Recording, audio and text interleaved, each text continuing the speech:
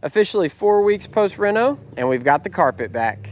What's up, guys? I'm Rhett. Welcome back to Lawn Insider. We're over here in the corner of my property looking at really the only evidence that I did a sand leveling project a few weeks back.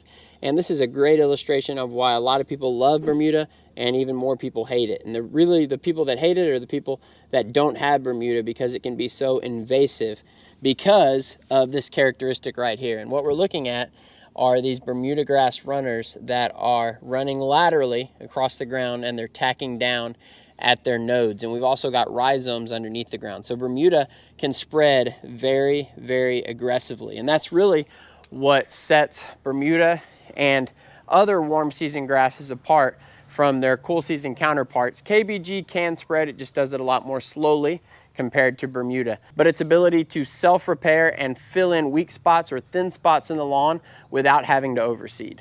And the main purpose of this video was really just to show y'all how a Bermuda grass yard can recover in 4 weeks or 1 month. Because a month ago, I beat the crud out of the yard. I scalped it, I verticut it, I aerated it, and then I dumped sand on it. And a month later, it's able to recover and look as good as it does now. If you've enjoyed this lawn renovation series and you've learned anything from it, please hit that thumbs up button. If you haven't already, please consider subscribing. It helps grow the channel and it helps push these videos in front of more faces. And a lot of times online, I'll see people ask, is it okay to do X, Y, or Z over the summer?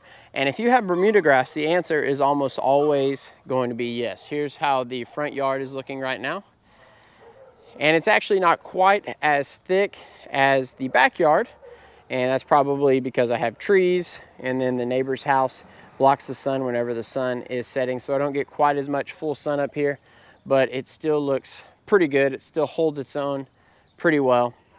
But as far as the summertime goes with Bermuda grass, you can pretty much do whatever you want, and it's going to find a way to recover, especially if you're able to get rain. Now, the other day, that hurricane, it actually completely missed us, but we were blessed enough that the day before the hurricane, we caught a stray thunderstorm, and then the day after the hurricane, which was actually yesterday, it rained a little bit over an inch here. So we've had almost about 1.5 inches of rain at my house in the past week, and that's huge because the last 2 summers it's been so dry and we've been fighting an uphill battle, and we're still in a drought, but you can see how well that the yard responds to getting some rain. We've also got some worm castings that are popping up in the yard. You can see a weed or two as well, but I actually really like to see worm castings because they usually only pop up after you get some rain, and after the way we've had it the last couple of years, that is a pleasant surprise. Here's a good close-up shot just showing how short I've been cutting the turf at 0.45 inches, and that's actually a little lower than my normal maintenance height of cut, which is around that 0.55 inches mark. So if you're in Texas and you have a Bermuda grass lawn and it's not looking exactly how you think it should look right now, and you're wondering, do I have time to scalp? Do I have time to level? Does the yard have time to recover after doing those things at this point in the season?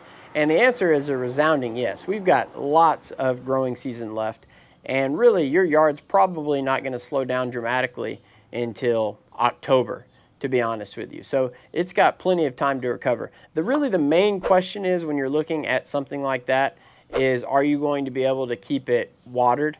Because Bermuda grass can take some heat, but it does need some water. And really it can take some drought too.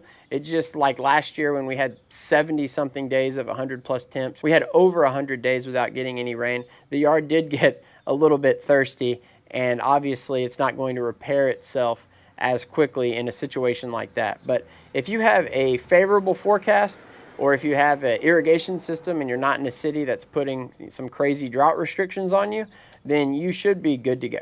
The moral of the story is don't be afraid to go out and do a little hard work in the lawn, give it a little tough love, because in 3 or 4 weeks here in Texas with some Bermuda grass, you can have a brand new lawn. I think I'm gonna go ahead and wrap this one up right here. I hope y'all enjoyed it. If you did, please leave it a like. If you're enjoying the content and want to continue to see more of it, hit that black subscribe button below. And if you have any questions, comments, concerns, leave those in the comment section below. I'll see y'all again soon. Lawn Insider out.